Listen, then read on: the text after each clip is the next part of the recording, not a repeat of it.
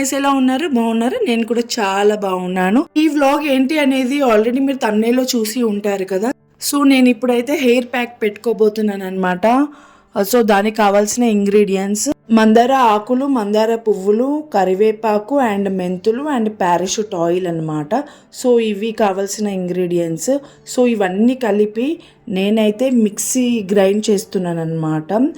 So చాలా స్మూత్గా అయితే గ్రైండ్ చేసుకోవాలి. చాలామందికి ఈ ప్యాక్ తెలిసి ఉంటుంది కదా.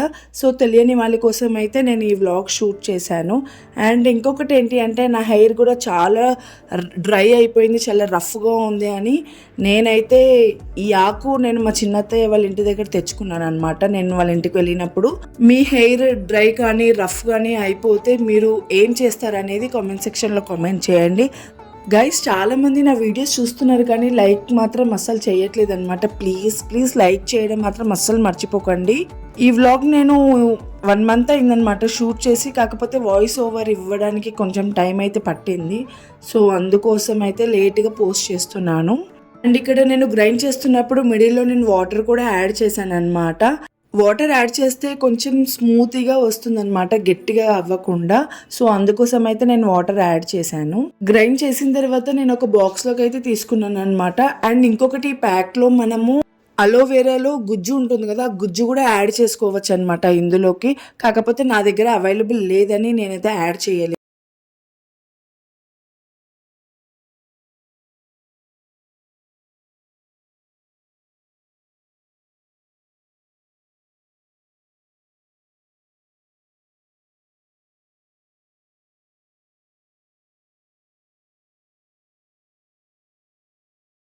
నేనైతే ఇక్కడ గ్రైండ్ చేయడం అయితే అయిపోయిందనమాట.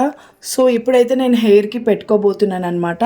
అండ్ ఇంకొకటి ఏంటి అంటే మనం ఆయిల్ పెట్టుకున్న హెయిర్కి అయితే అది సరిగ్గా అతుక్కోదనమాట. సో డ్రై హెయిర్ ఉన్నప్పుడు మాత్రమే పెట్టుకుంటే మనకి నీట్గా అతుక్కుంటుంది. ఇక్కడ నేను హెయిర్కి పెట్టుకుంటుంటే మా బాబు కూడా వచ్చేసాడనమాట నేను ఏం చేస్తున్నాను అని చూడ్డానికి. అస్సలు పిల్లలు వీడియోస్ అసలు చేయనివ్వరండి. సో వాళ్ళు పడుకున్న టైంలో, వాళ్ళు స్కూల్కి వెళ్ళిన టైంలో వీడియోస్ చేయాల్సి వస్తుంది. అండ్ ఇంకొకటి, పిల్లలు ఉన్న యూట్యూబర్స్కి చాలా కష్టమే కదండి పిల్లలతో వీడియోస్ తీయడం, ఎడిట్ చేసుకోవడం ఇలాంటివన్నీ. అండ్ ఇక్కడ చూడండి, నేనైతే హెయిర్కి నీట్గా అప్లై చేసుకుంటున్నాను అనమాట. ఇట్లా నీట్గా పార్టీషన్ లాగా తీసుకొని మనం అప్లై చేసుకుంటూ ఉంటే నీట్గా హెయిర్కి మొత్తం బాగా అంటుకుంటూ ఉంటుందన్నమాట.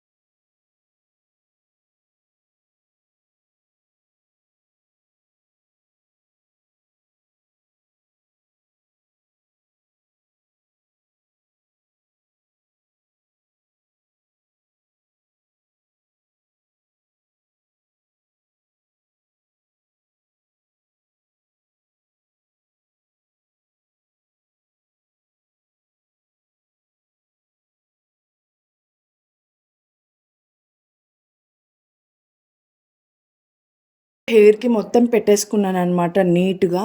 సో ఇలా బండ్లాగా చేసి పెట్టేసుకొని ఒక 1 hour 2 hours తర్వాత హెయిర్ వాష్ అనేది చేసుకోవాలన్నమాట. వితౌట్ షాంపూ హెయిర్ వాష్ అయితే చేసుకోవాలి. అండ్ నెక్స్ట్ డే మనము షాంపూ పెట్టుకొని వాష్ చేసుకోవచ్చు. నేనైతే ఈ విధంగా ఫాలో అవుతూ ఉంటాను అనమాట, అందుకే చెప్తున్నాను. ఆఫ్టర్ హెయిర్ వాష్ ఎలా ఉందో చూడండి, నా హెయిర్ చాలా స్మూత్గా ఉందన్నమాట. చాలా బాగా అనిపించింది నాకు ఈ ప్యాక్ పెట్టుకున్నాక. ఈ వ్లాగ్ నేను ఇక్కడితో ఎండ్ చేసేస్తున్నాను. ప్లీజ్ డూ సబ్స్క్రైబ్, లైక్ చేయండి, అలానే కామెంట్ కూడా చేయండి.